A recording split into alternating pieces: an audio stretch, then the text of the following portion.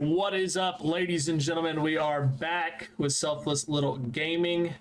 We are going to be breaking down our fantasy football lineups for this week. It is playoff season in fantasy football. We're going to be looking at the actual playoff breakdown for the NFL as well.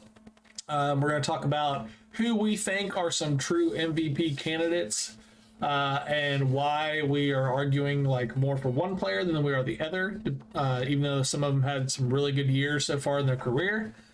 So we're going to get into a lot of different things, kind of break down what's been going on with the NFL lately. There's been a lot of things that have changed. There's some teams that are starting to make some moves right now that are playing very, very well that could actually be, disrupting some other teams' playoff chances. So there's a lot to cover today. But I am Selfless_Gaming. You can find me on Twitch, Twitter, YouTube, Instagram, TikTok, all that fun stuff. This is my boy, Little Jacob. Go ahead, buddy. Yeah, you can also find me on Twitch, Twitter, TikTok, Facebook page I have as well. You can reach me out on the socials. But yeah, it's definitely getting to that time of year. Really exciting. College football playoffs, NFL playoffs. It's definitely one of my favorite times of the year. Aside from the holidays, we have a lot of good football coming up the next few weeks, and probably some crucial last couple weeks we have coming up. One thing too, I want to just kind of throw out there for all the football fans and people that have followed the guy. Great coach Mike Leach had passed away this morning. I was very sad to see that. I'm not fully aware of the situation and what had gone on, but I did catch wind this morning that he had been moved to hospice, which as we all know, when you pretty much are in that state, it's to make them as comfortable as possible before they pass. So it's very disappointing to see that. He's a very, very talented coach, very talented college coach, very animated guy. There's a lot of things he did throughout his career that a lot of people laughed at and just kind of like, what are we doing here, coach? But he definitely was a great coach, knew a lot of his X's and O's, very high-powered offense and stuff that he took everywhere he went. So it was very sad to see him pass. So respects out to him and his family and everything. Go ahead, man. I'm sorry. Oh, you're good. No, so he was one of the things that he did that was unique for Mississippi out there. He did revolutionize the passing game for him with his air raid style offense.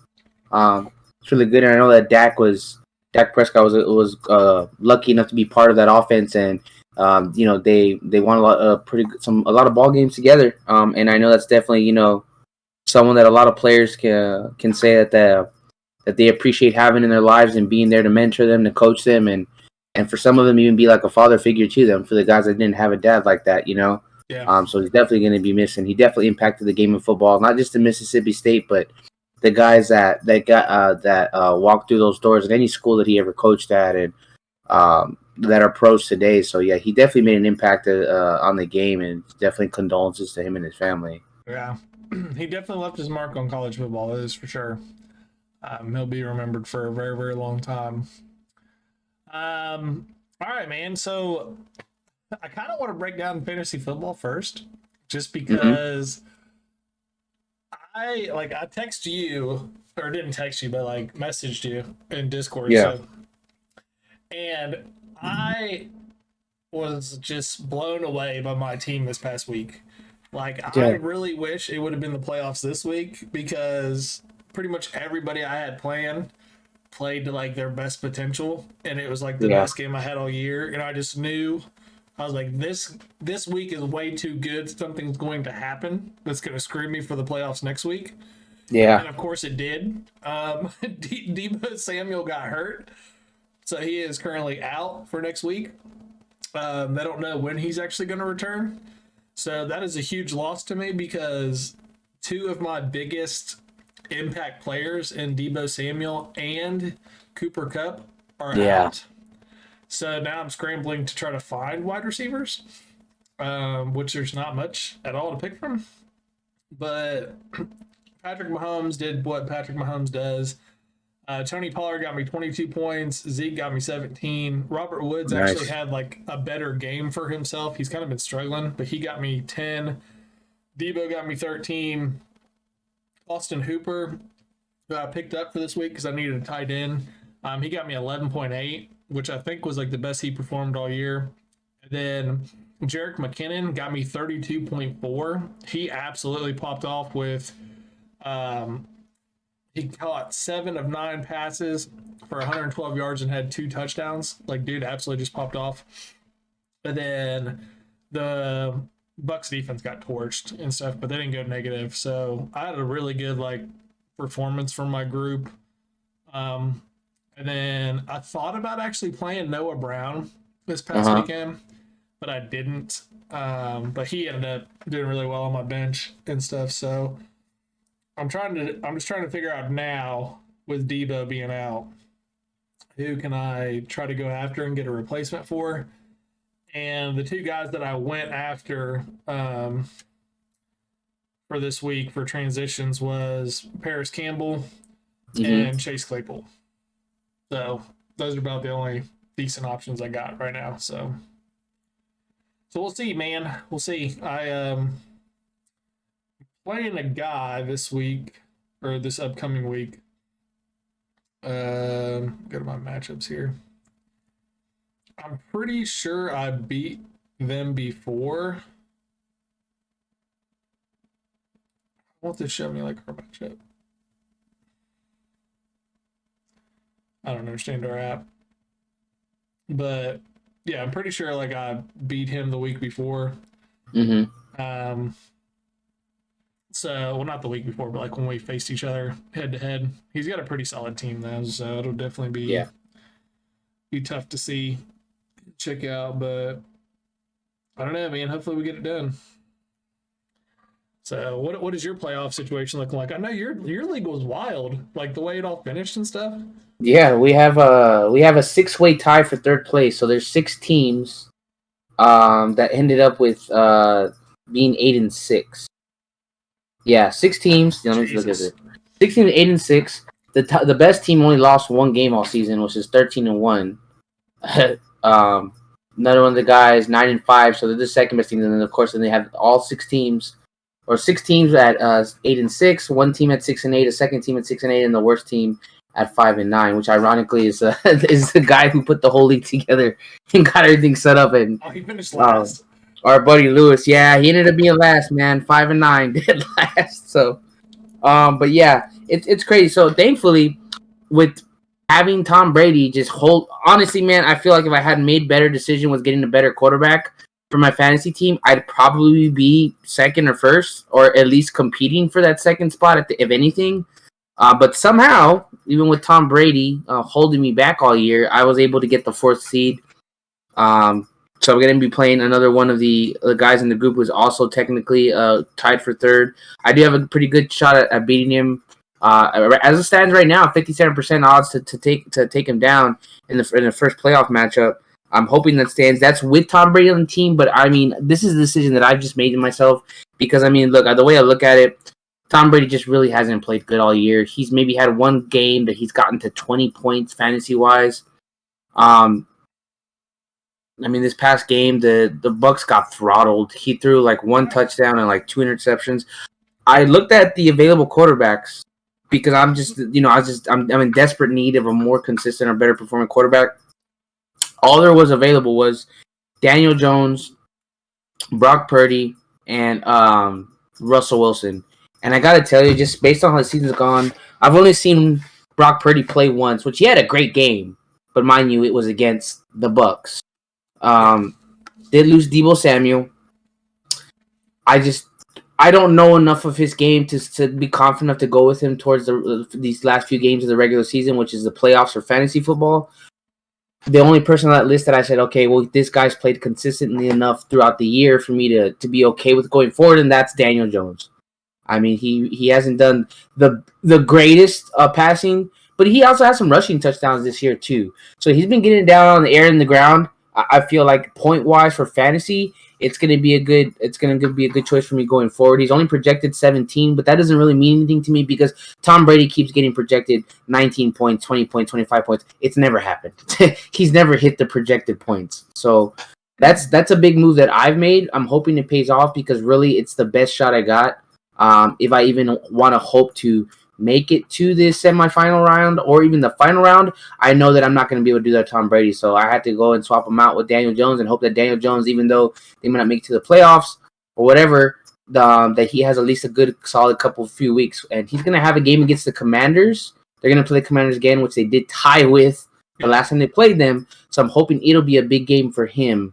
And then he'll also have a couple more big games going down the stretch. I don't think they really have. I don't know their schedule, but I want to say I don't think that they have too many tough opponents moving forward for the Giants. So yeah, fingers crossed. But I'm glad I made the playoffs because at one point, man, I think I lost like 4, almost 5 games in a row, and I was like, you know what, this fantasy season is probably going to be done for me. I'm not getting to the playoffs. So we squeezed in there somehow. We came back and we won about another 4 in a row here at the end of the season. So I'm pretty glad about that, man. Or at least we're still in the hunt to the playoffs and everything.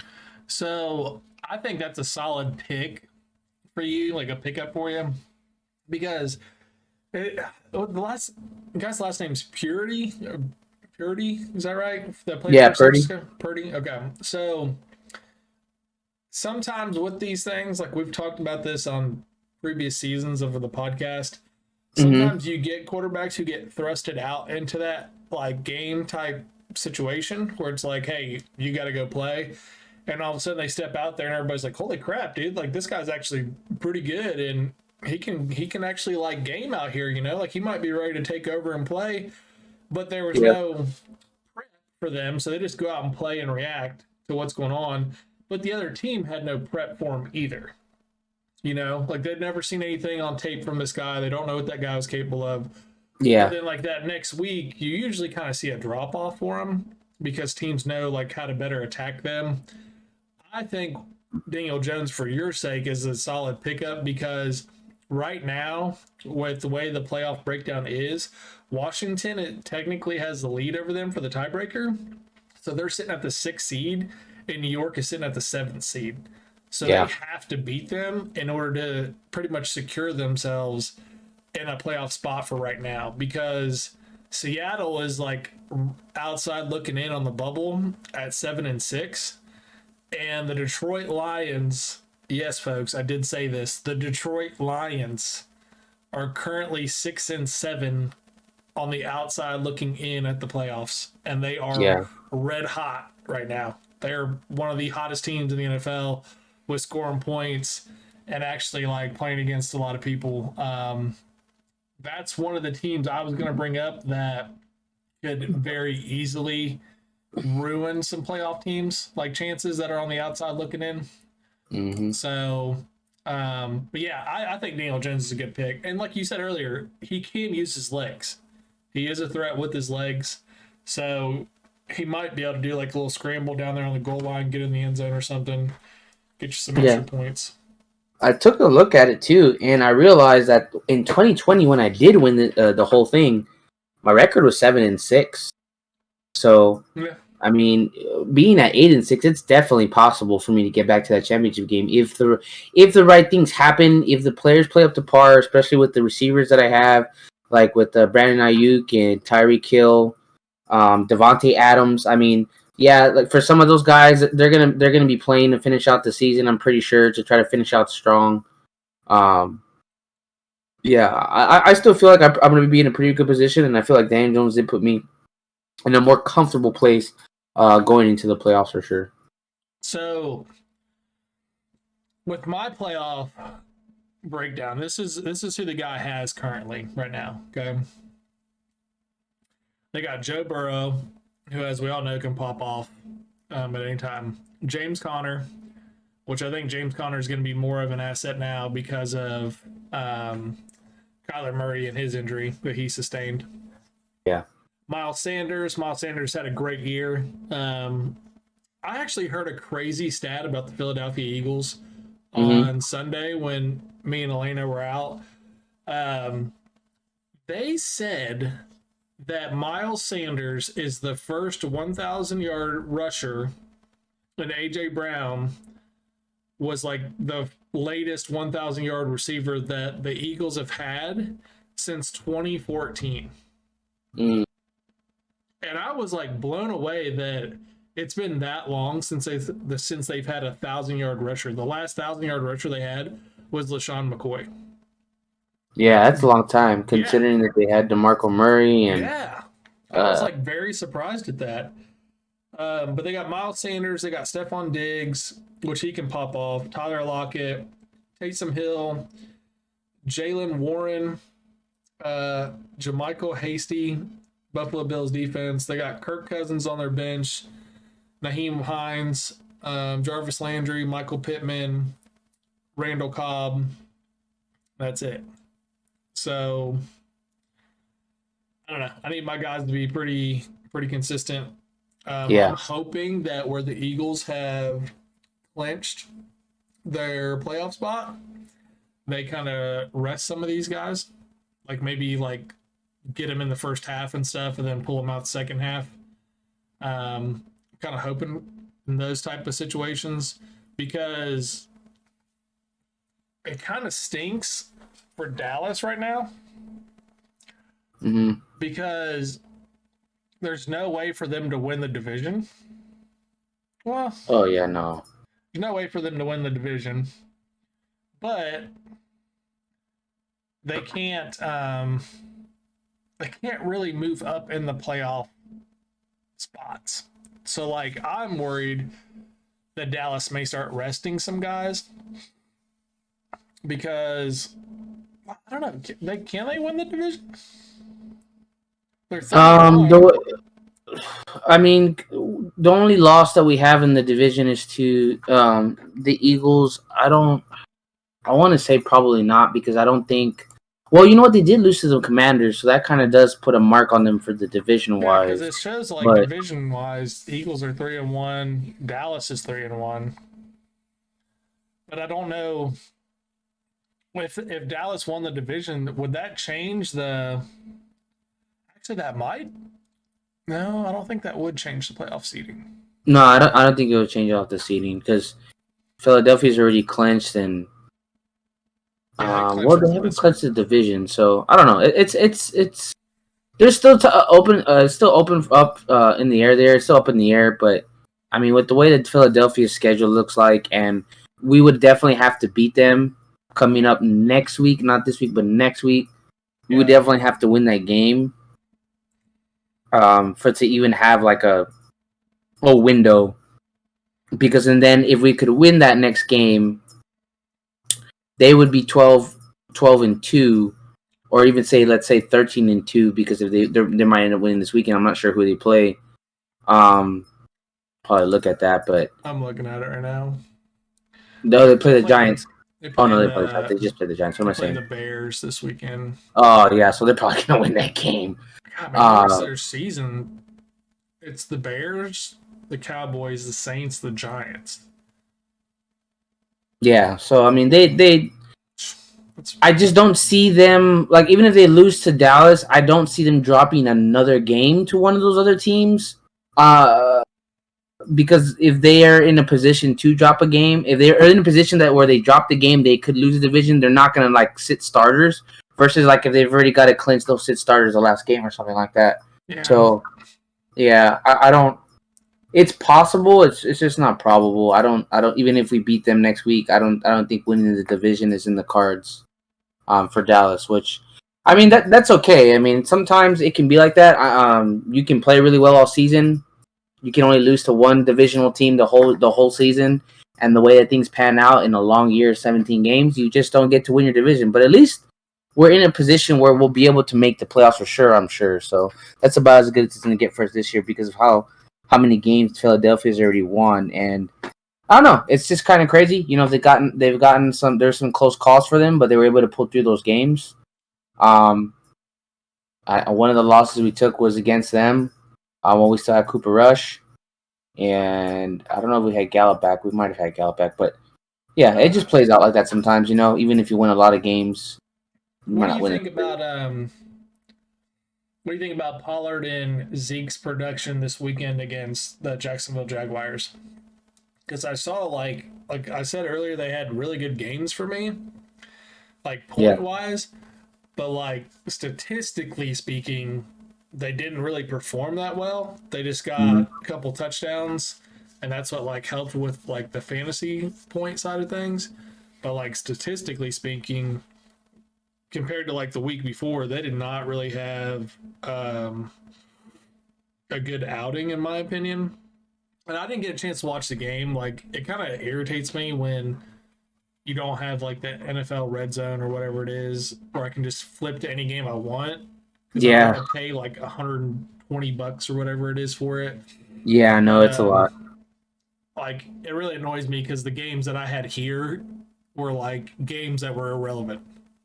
Like Mm. it was teams playing each other where it's like this team's already going to make the playoffs. This team has no chance. This game sucks to watch. Or both. Yeah, or sometimes it's like both these teams are trash and they're not gonna go anywhere, so it doesn't matter. So like But Zeke had 15 carries for 62 yards, which isn't bad. He had a touchdown. He caught 3 of 5 passes for 19 yards. And then Pollard had 10 carries for 42 yards with a touchdown. He had 4 of 5 receptions for 20 yards for a touchdown.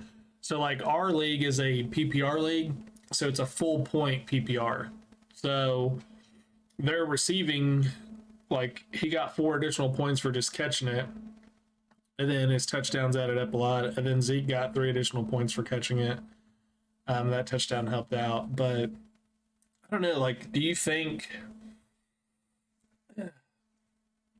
they're, I feel like right now, Dallas, and we kind of talked about this earlier in the year, if like they were kind of saving their backs for more of like middle of the season to tailor of the end of the season. Yeah. And I feel like that's what we're starting to see. I feel like they're starting to get a lot more usage out of both of them. They're starting to lean a little bit more on both of them. But then, like I said, I didn't watch the game this past weekend, so I don't really know like how everything broke down. I was very surprised that they were trailing to Houston. So, like, give us a breakdown of that game, like kind of what happened. If you were you able to watch it? Yeah, I was able to watch the whole game. So, like, give me a breakdown of what happened because I don't really know what went on. I mean, it started off really well and a lot faster and better than it typically does, especially with Pollard and Zeke getting the ball, and that's something that I think that they really need to continue to do, no matter what. Like, I feel like they kind of got away from that. I mean, it kind of seemed like after that first drive, we did our job. We stopped their first offensive drive. They punted to us, and then Turpin just makes a dumb mistake of fumbling the punt. I don't know how he did that. I mean, it was in his hands. I kind of feel like when he tried to catch the punt, before he secured the ball, he thought to himself, "I got it," and kind of pulled out to run because he kind of caught it at an awkward angle away from his body. So it kind of seemed like he thought to himself, "Okay, I got it." So he kind of pulled away early. Ball falls out and then he gets fumbled. So then they get that score there. Then after that, it kind of just seemed like a bunch of little things that shouldn't be happening were happening. Like just kind of like mental errors. Some guys weren't catching passes. There's one pass that Gallup usually catches across the middle of the deck, threw to him for a pretty good gain. Would have been. He dropped that. There's a ball that came off of I think it was Noah Brown's hands that got intercepted. I do know that they were throwing some zone. They were doing a lot of zone coverages in there, and then Dak was trying to thread the needle, as they say. But some of his throws seem to be off at times. And also, one thing I didn't like is it kind of seemed like they got away from the run game. I mean, Pollard and Zeke was really, opening up that first drive and how we were able to score, and it kind of seemed like they got away from that in the second half, or in the second quarter, I should say. We come back into the third quarter, and it kind of seems like it's the same thing. They're not giving the ball as much to Pollard and Zeke anymore. They're making Dak throw a lot more often. It just kind of seemed like it was an off-cue game. Another thing that I noticed too was, and I don't know if this is just because he just had a bad game and every player does, it doesn't matter how great you are. It just felt like our pass rush wasn't there at all that game. I don't think I remember sacking. Yeah, I don't think I remember sacking the quarterback at all. Yeah. I don't At one point I even asked myself like, where's Micah at and what's he doing? But most of the game, his body language stuff, he kind of just looked like he was pissed off. Like if he just, I don't know if he was just frustrated. Maybe it was just a bad day for him. He was getting locked up. I don't know if he's playing through an injury or something that's bothering him that wasn't letting him be as explosive or as effective. But he was nowhere to be found.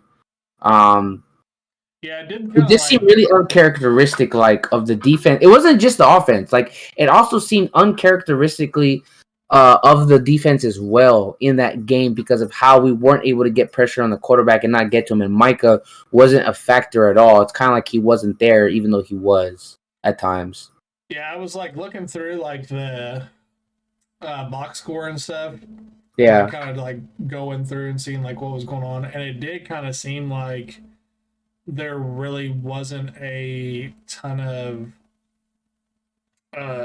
defensive production as far as like them making plays and stuff like that. Like I saw 1, 2, 3, 4 tackles for losses. I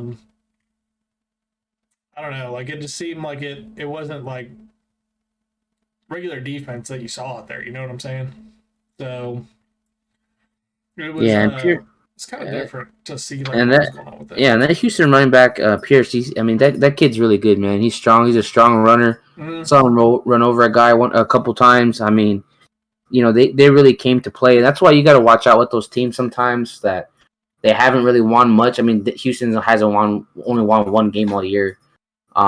Those teams usually try to come in and play as hard as they can because they're playing for morale at that point. I mean, there's no moral victories in the NFL, but guys are going to go out there and play hard regardless, especially if they haven't really won or done anything previously. So yeah, it was just an off game, but then it felt like in the fourth quarter, like it was kind of the same issue. There was another interception that Dak threw, and I felt like that interception was more of like the pressure getting to him. And someone hit his arm as he threw the ball, so it came out wrong and it got intercepted. I almost thought the game was going to be over. There was also some questionable play calling. So there was a point at the half where we could have took the lead, and it's 4th and goal, right? And Kellen Moore, and this is why sometimes I kind of get frustrated. Kellen Moore, he literally had us run the football 6 times in a row. Like I swear it was like 4 or 5 or 6 times in a row that we ran the football, including that got stopped. A 4th and goal, yeah, including a 4th and goal where we could have just kicked the field goal and got the lead or tied it, I think. Yeah, I saw that was a pretty frustrating moment. That he got stuffed, like. And then Dak threw an interception that I thought might end the game. It probably would have if Houston didn't go for it. We stopped them. Then Dak came back with that 98-yard touchdown drive. The offense rallied together and put that one together behind Zeke. But yeah, man, it was just a really uncharacteristic game from not only Dak and the whatever, but from the defense too. It was weird. It seemed like when Turpin, ever since everything started off great, it's fantastic. We're in Dallas, we punch him right in the mouth, and then ever since Turpin fumbles, it just seemed like things started to trickle down from there. I was joking with my buddies, like, man, it's all freaking Turpin's fault. He started this crap. But do you think they were kind of like with the recent schedule they just had? Because I went through like quite a few games there. They played They had the Bears, Packers, Vikings, Giants, Colts, Texans. Do you think like they were kind of maybe looking ahead a little bit with like, because you got technically the Colts who aren't very good, got Texans, you got Jaguars who aren't very good, but you got Eagles coming up and stuff. Like, do you think they kind of might have been like thinking they can take their foot off the gas and just kind of coast through these next couple games and wait up for the Eagles? I personally feel like it was just more of what you would call a trap game. Like you do everything to get prepared for it, you're ready, but just the things that happened, the turn of events that happened. I mean, there was some sort of missed calls. There was like a missed touchdown catch that I thought Gallup had, where he caught the ball. He had his foot was down. He had a hip hit the ground and an elbow. And then like a couple seconds after, like maybe a split second after, the ball kind of flops out. But to me, it was a touchdown because he had 3 different body parts hit the ground with control of the football, and then the football came out. There was a couple of different things that happened in that game that just you couldn't foresee. Not to mention, I mean, Houston came to play hard as hell, especially because it's in Texas, and they, like I said, they hadn't won in a long time. I feel like it was just one of those trap games where nothing was going to go our way outside of that first drive. Nothing really seemed to go our way after that.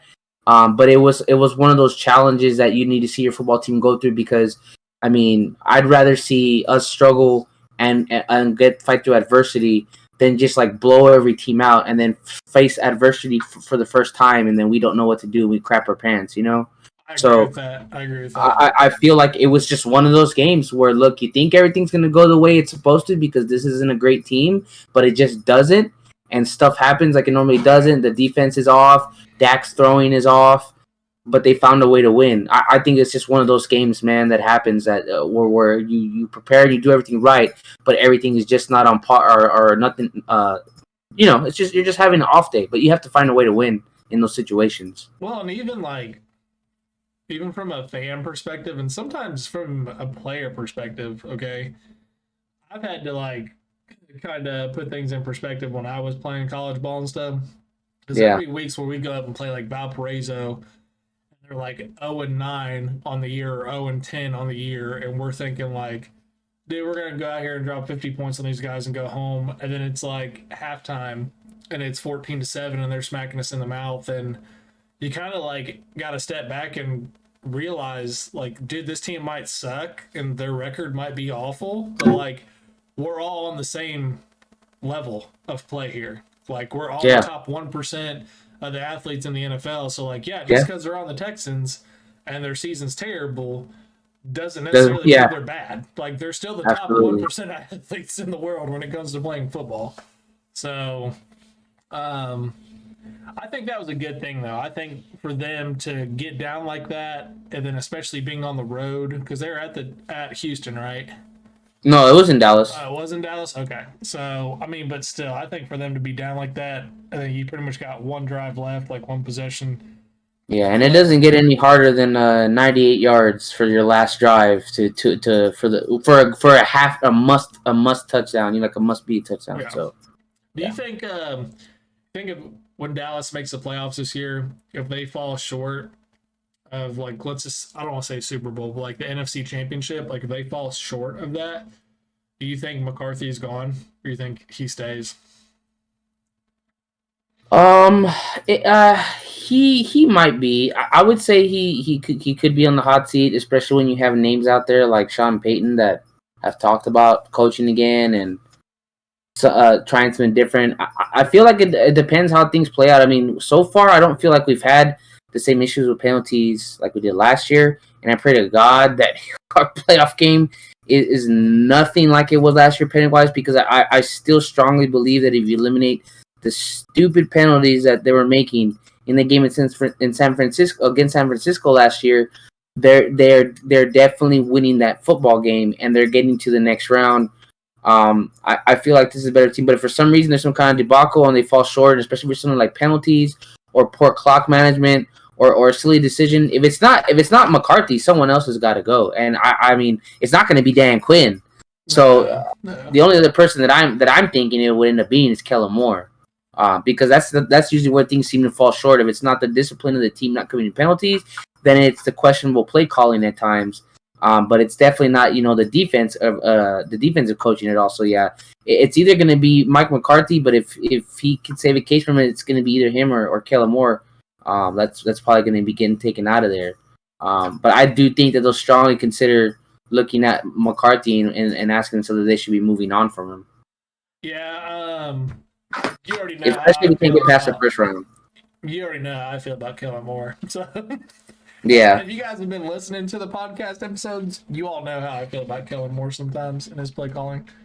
And I'm not even like a big Dallas like fan. Like I enjoy watching Dallas. I enjoy watching football. I don't really have like an NFL team that I would say like I'm a true fan of. I was definitely a fan of the Cowboys when I was younger, but it was more because I was an Emmitt Smith fan growing up. And then when he retired, I just kind of didn't have an NFL team after that. But frustrating when you've coached football and played it for a long time and you understand like the game at higher levels when you see the athletes that they have on the field, and then you see one guy and how he's utilizing them with the play calls he has. It's just frustrating for me from that standpoint and stuff. So Yeah, and then sometimes too, it's just like I don't understand like these situations where like that situation where Zeke gets stopped. Like, dude, we just literally ran the football like 4 or 5 times in a row. What the hell did you think was gonna happen when you tried to do it again? Like they weren't gonna load up the box with 8 dudes so he hits a wall, and you're doing this instead of taking the lead or the tie with the field goal. Like there's just situations like that that really make me question.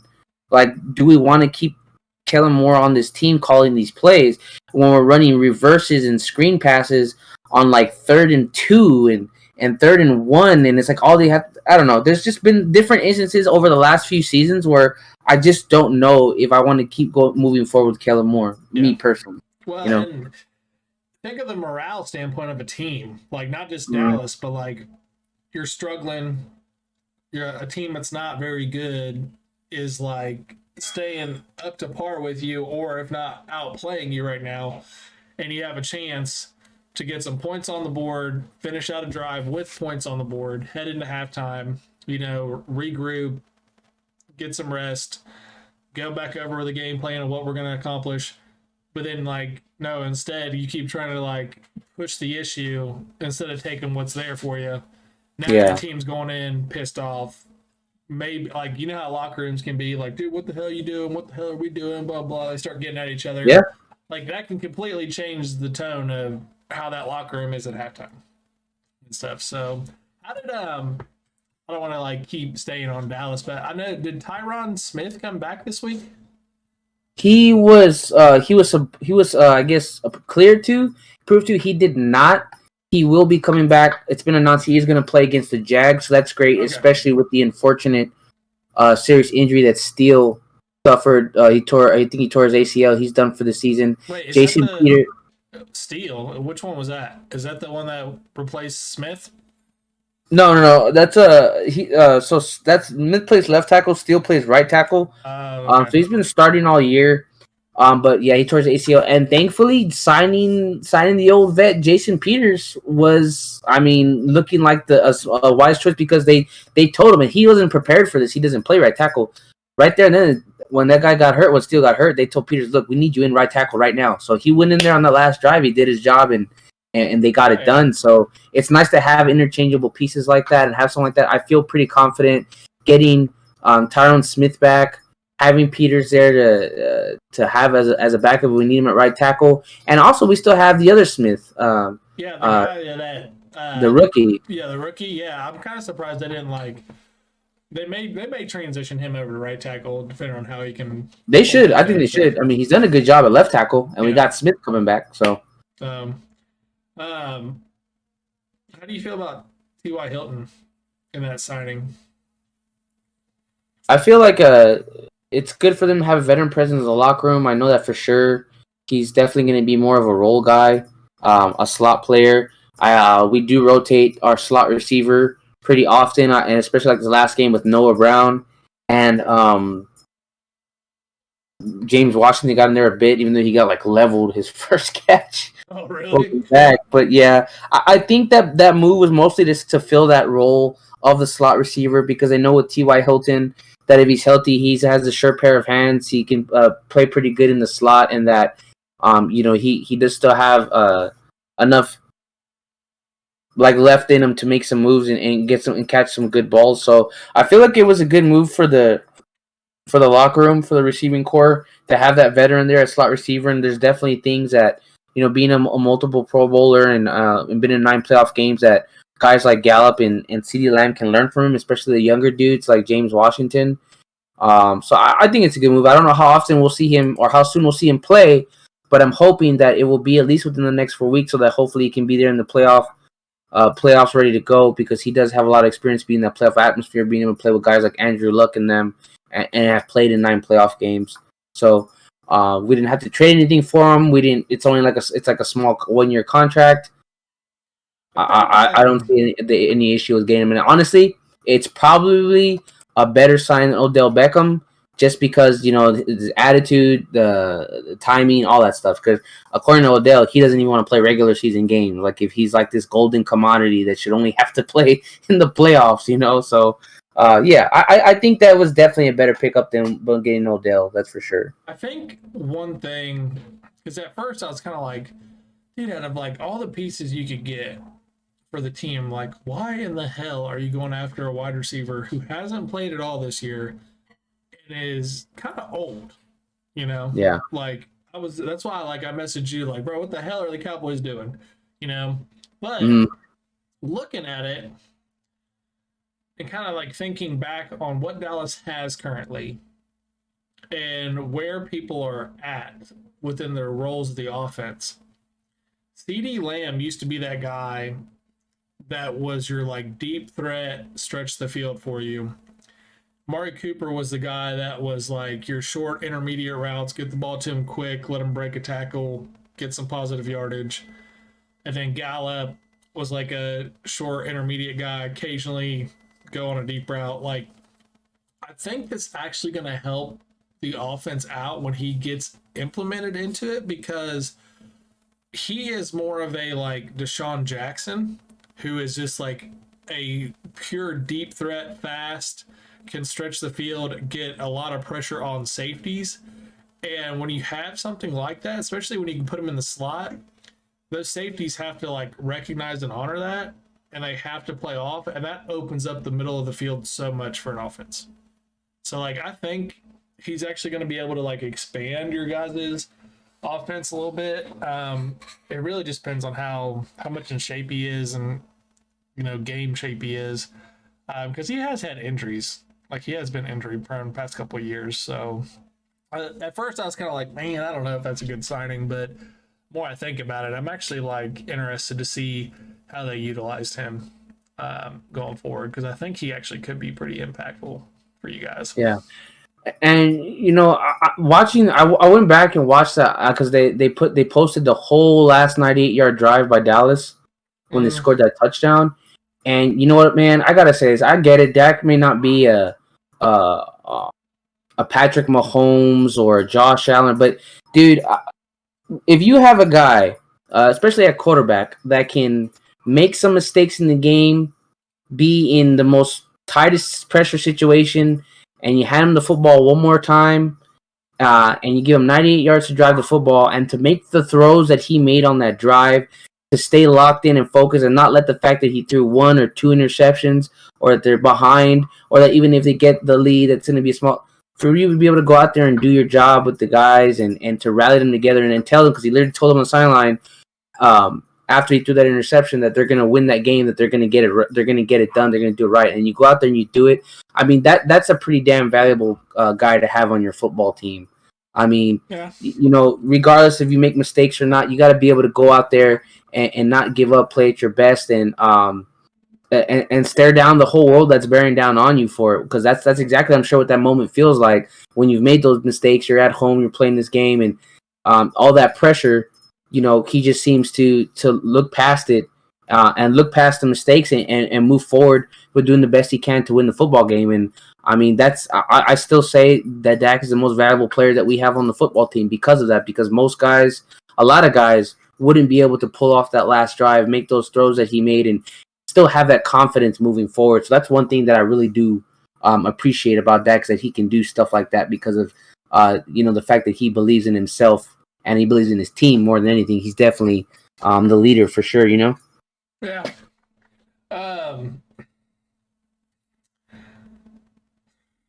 What do you think about the MVP race?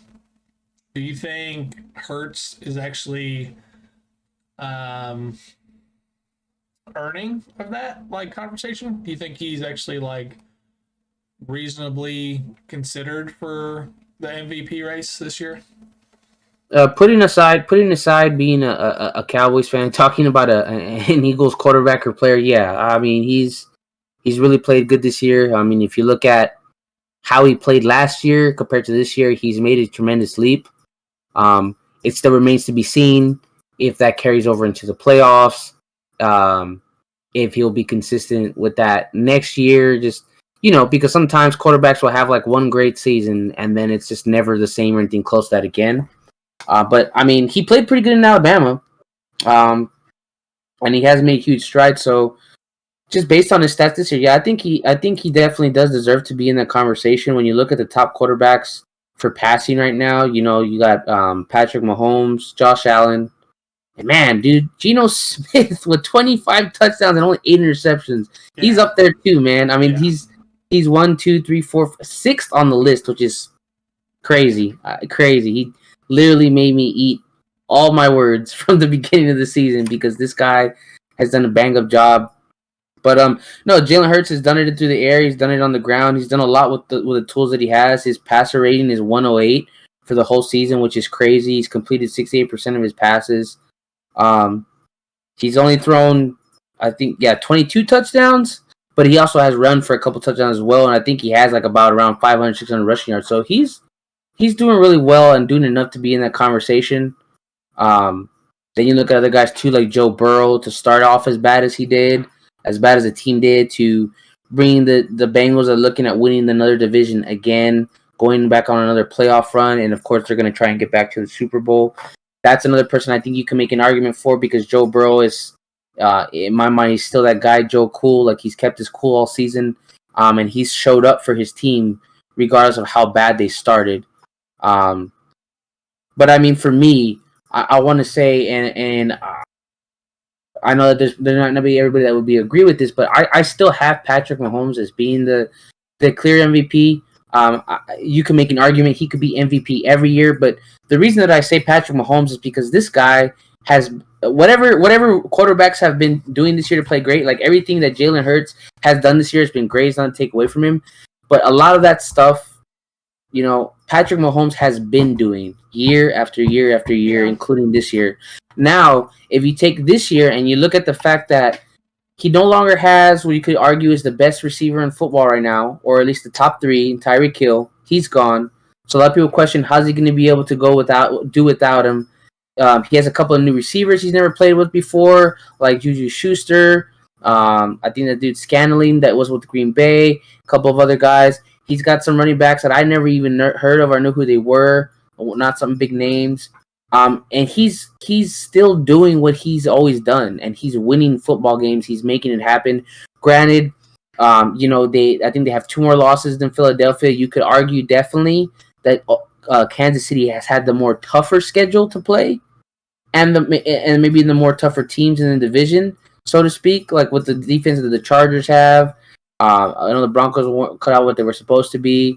The Raiders aren't who we thought they were going to be either. But they've even beat the Bills. Like, so what I'm just getting at is that Patrick Mahomes has had to play tougher teams, and he's lost some pieces and some crucial pieces to his offense, and he's still been able to come out on top, leading the division and probably going to lead the whole AFC with the team. I mean, he's thrown for 33 touchdowns. Which is pretty consistent for him as well. Throwing 30 or more is like a guarantee with him. He's got 60 passes for 20 yards or more. To any other quarterback, the only other person that's close, or that's more than that, is like Joe Burrow has 60, Kirk Cousins has 64, Jared Goff. Oh no, wait, I'm sorry, that's not right. 60 for Patrick Mahomes, and no other quarterback has close to that amount. I think Jalen Hurts only has 44. Yeah, everyone's in the range about 44, 30. Patrick Mahomes has 60. He's got 11 bombs from 40 yards or more. Nobody else has close to that except for Joe Burrow at 10 and Justin Herbert at 7. But what I want to also people to consider is that I don't know that if you take a guy like Jalen Hurts, you take away his A.J. Brown, you give him another running back, you give him a tougher schedule, I don't know that he's going to go through that season and still do what he's doing right now and be able to perform that. That's why I feel like Patrick Mahomes is more deserving of the MVP because he's been putting these seasons back-to-back already. Then you come to a season where he's questioned about how he's going to perform because of what he's missing and the kind of schedule he's gone up against, and he's still proving that he's that guy. I mean, he's over 4K passing yards once again, and he's looking like the strongest candidate to be the MVP in my mind, man. Patrick Mahomes is just balling out once again, and that's why I think that he deserves the MVP. Yeah, it's tough for me, man, because like I look at what Mahomes does, and part of me is like,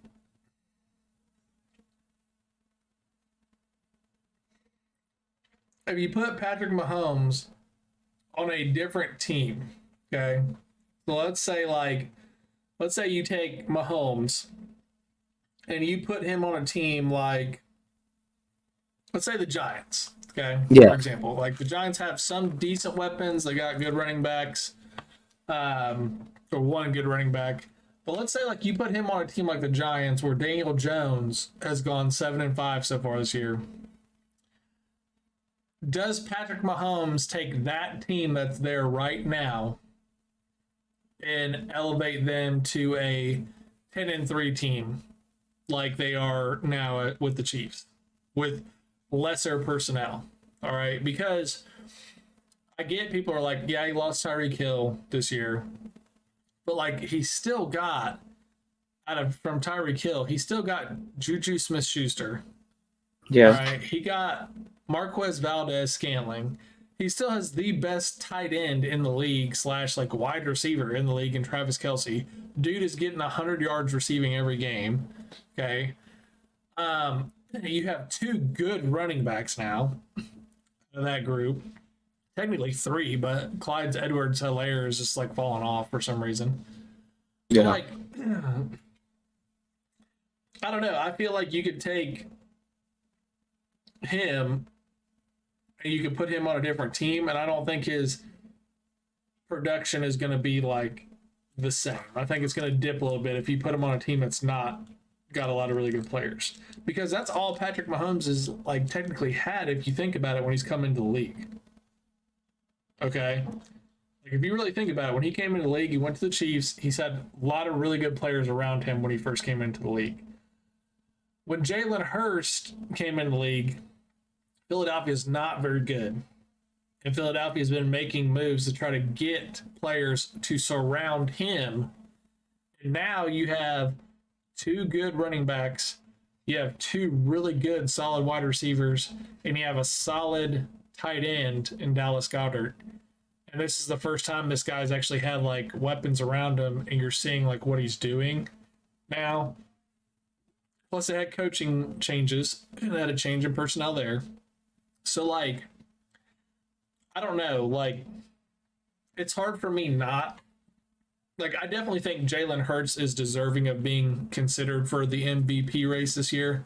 Like, 100%. Like, the guy's got, what, 27 touchdowns and 3 interceptions or something crazy like that? 22 touchdowns and 3 interceptions. Like, he's got the least interceptions in the NFL.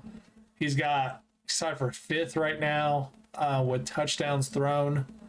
He's 10th overall in yards, but he's also like rushed for what, almost 700 yards. Yeah, good amount. So like, I don't know, man. It's tough for me because I'm kind of with you. Like, let me actually look at this real quick. Let me back up here because it'll tell me overall.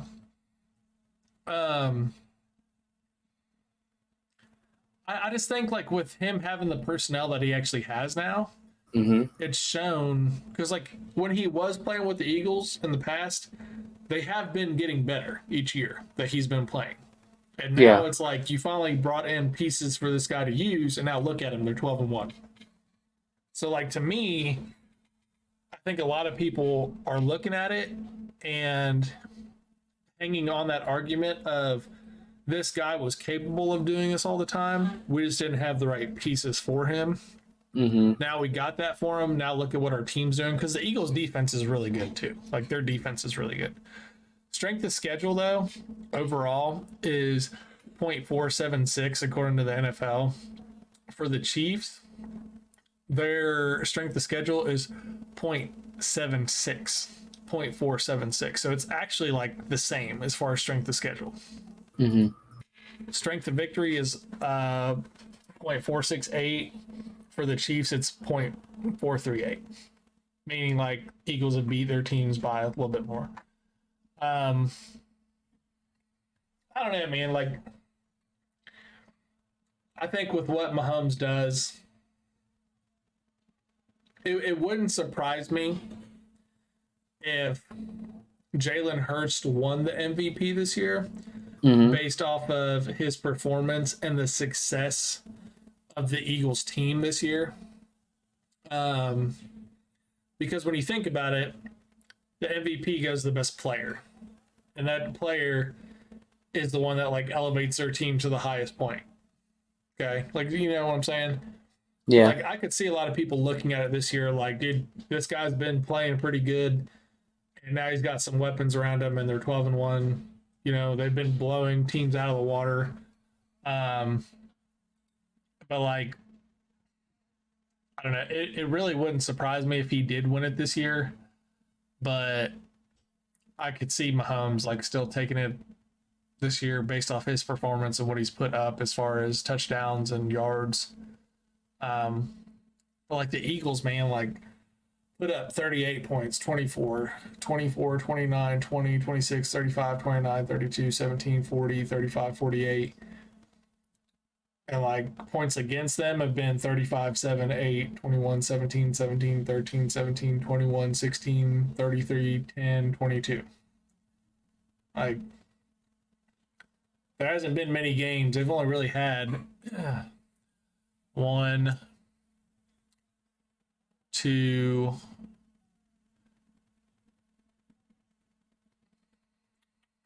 three, really had about 4 games that have been like one score games, like close games. Hmm. So I don't know. I will say this out of everything, I think Patrick Mahomes is going to win the MVP. It would not surprise me if Jalen Hurts won it though this year. Okay. I do think somebody who definitely is not getting the recognition they deserve and not being talked about enough Hmm. is Joe Burrow. Yeah. Like, I think that is one of those guys because he's literally second in the league with touchdowns. He's tied 23rd with interceptions.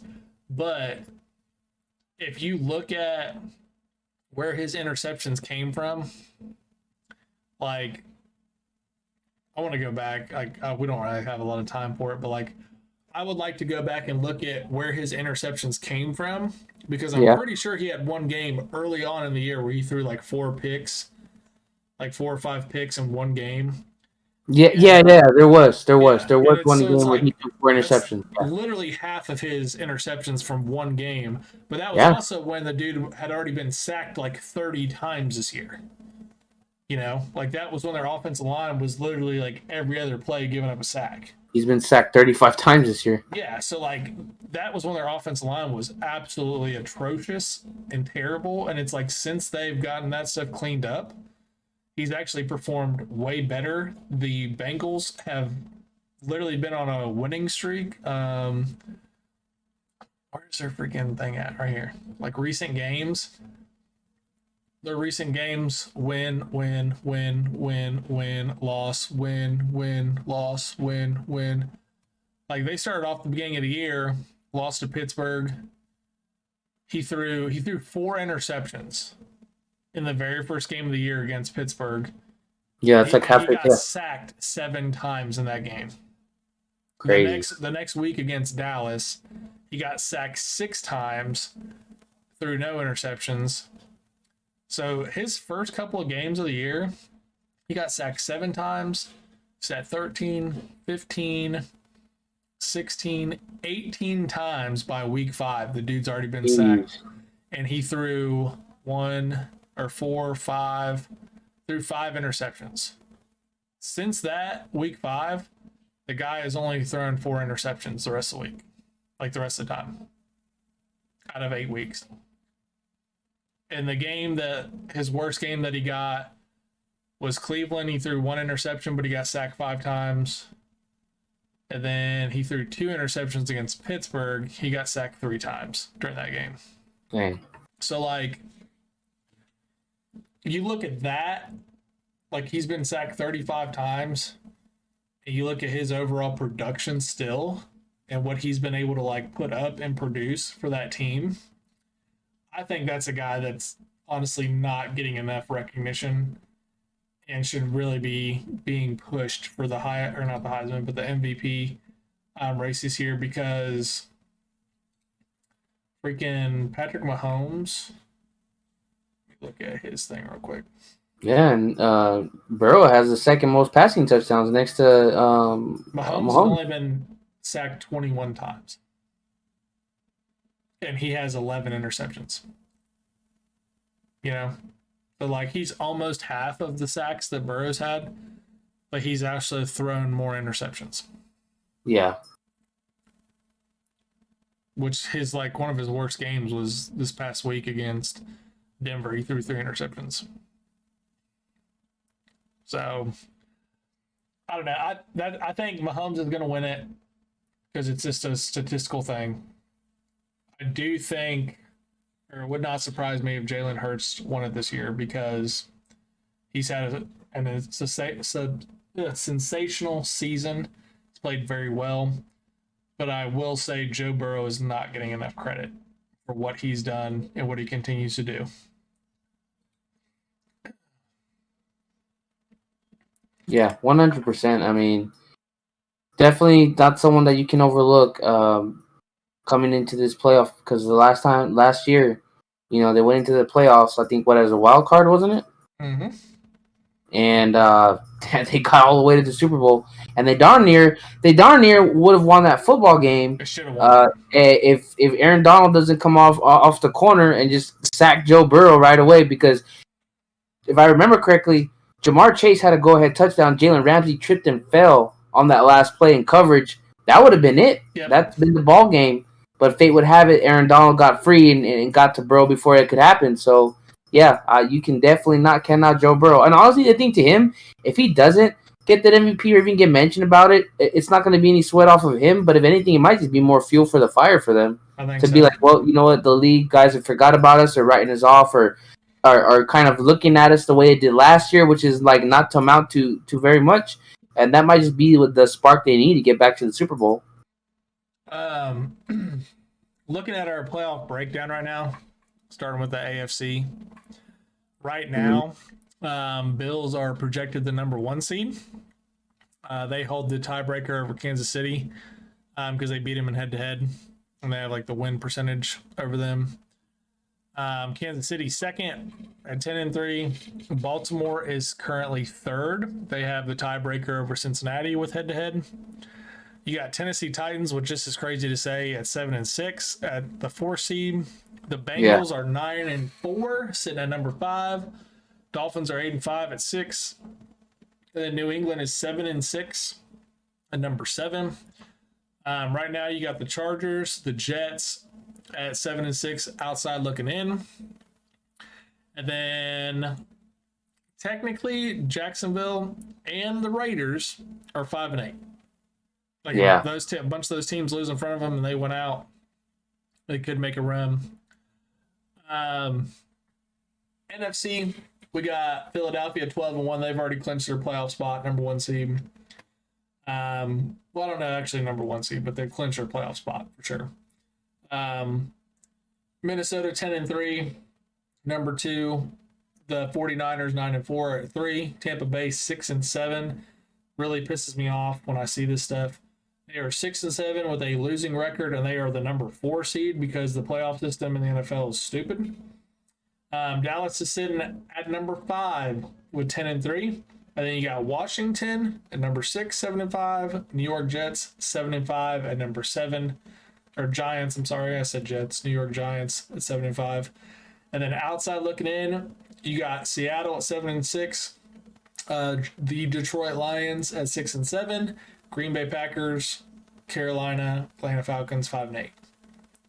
So it's crazy because like the Falcons and the Panthers could technically squeeze into the playoffs if they beat the Tampa Bay Buccaneers and win a couple more games. It's just wild to think that and stuff, but yeah, kind of a wild year, honestly, looking at this. My playoff prediction: Buffalo's going to fall short. They're just not the same team as they were earlier in the year. The Ravens with Lamar and like his situation, what's going on up there, I I think they're going to fall short. And actually, I'm going to go with Joe Burrow getting back to the Super Bowl, baby. I'm going with it. As long as they stay healthy and they keep things going, I think he's getting back to the Super Bowl for the AFC. NFC. That would be a nice AFC Championship game to watch. Again, Hey, what other quarterback has, since Patrick Mahomes has been in the league, what other quarterback has beaten Patrick Mahomes 3-0? Yep. Joe Burrow's the only one to do it, baby.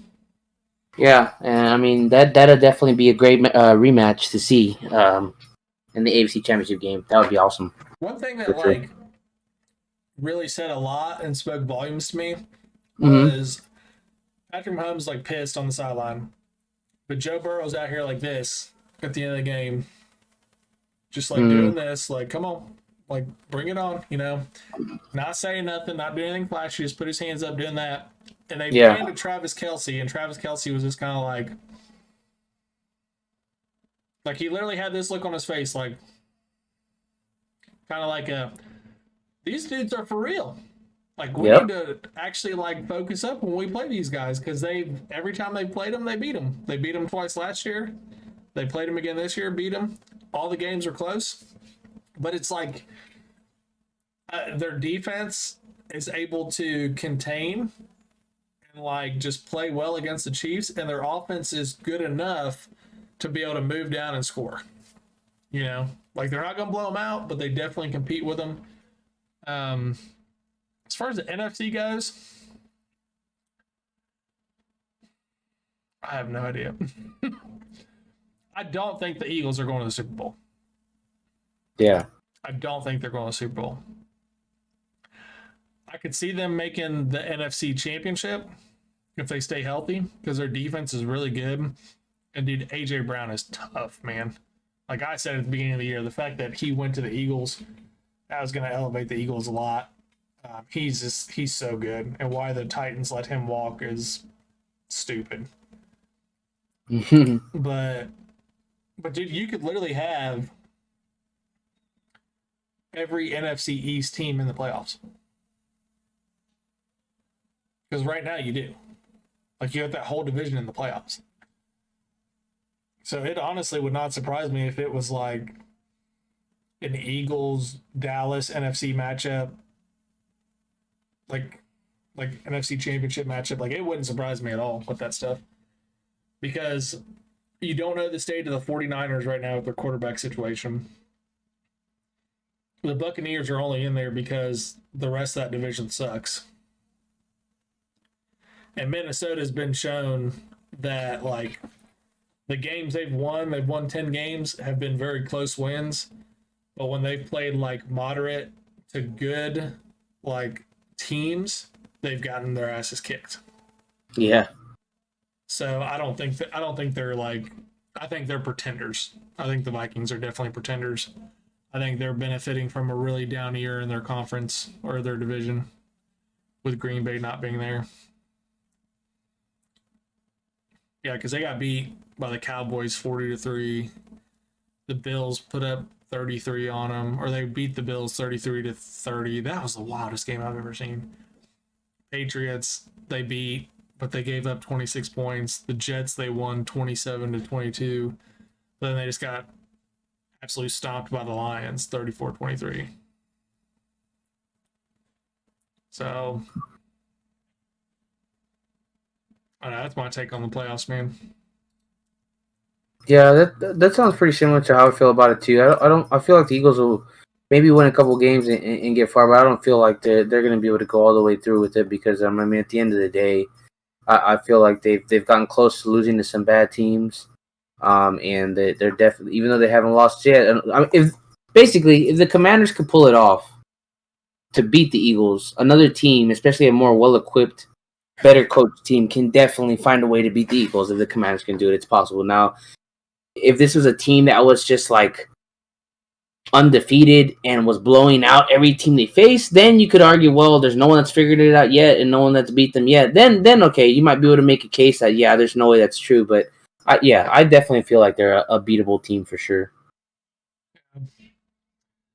Well, brother, I wish you luck in your fantasy playoff game this week. Hopefully, you get that dub. You advance on to the next round. I'm really hoping I can get some production out of the guys that I've had to pick up. If you guys got any questions about playoffs or fantasy football, hit us up. We're always quick to respond on Twitter. That's definitely like quick response for me. But we're going to close it out for this episode. I am selfless_gaming. Find me on twitch.tv, TikTok, Instagram, YouTube, Twitter. And little Jacob, close it down for us, man. Yeah, guys, little Jacob, little with the 3 instead of an E. You can also find me on TikTok, Twitch, Twitter. I do have a Facebook page as well. If you want to reach me on those socials, I will be available for you. We always appreciate you guys. We appreciate everybody tuning in, hanging out. We will definitely be back next week. We're going to start doing this stuff like weekly again. So, especially as we get closer to the playoffs and college football playoffs and everything. So, Yes, sir. we appreciate you. Continue to take care of each other. Continue to take care of yourself, most importantly. And we'll catch you guys in the next one, all right? Peace. Later.